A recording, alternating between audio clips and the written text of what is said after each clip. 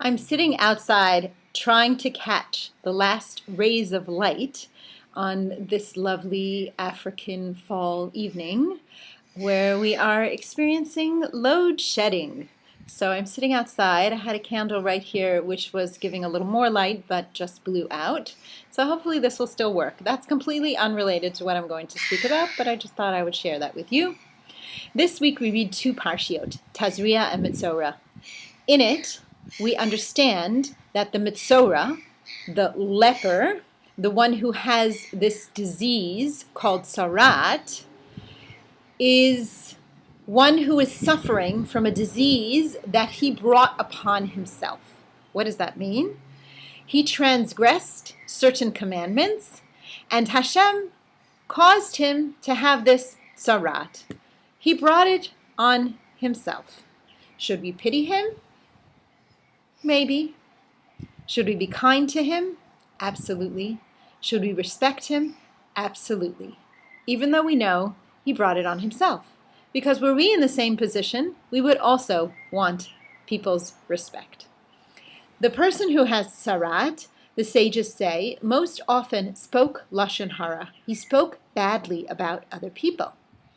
Hold on to that idea for a minute, and let's talk about nachas. What's nachas? Nachas is usually what we think of as what Jewish parents want from their children and grandchildren, this sort of perfection that should come and emanate from their children toward them, and they can bask in this nachas. What does nachas really mean? Nachas means a gentleness or a calm. The Ramban, Rabbi Moshe ben Nachman, in his letter to his son, Igeret HaRamban, he says the best way to avoid anger is to speak benachas. Interesting.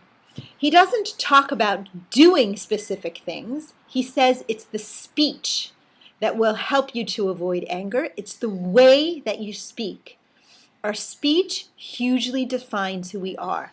When we speak, how we speak, why we speak, what we say, all of that defines us.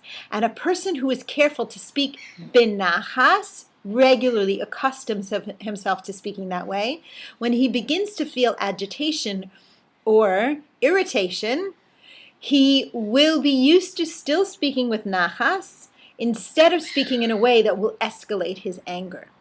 So it's interesting that he says a way to avoid anger is speaking benachas, and we know that part of the root of speaking badly about other people is feeling angry.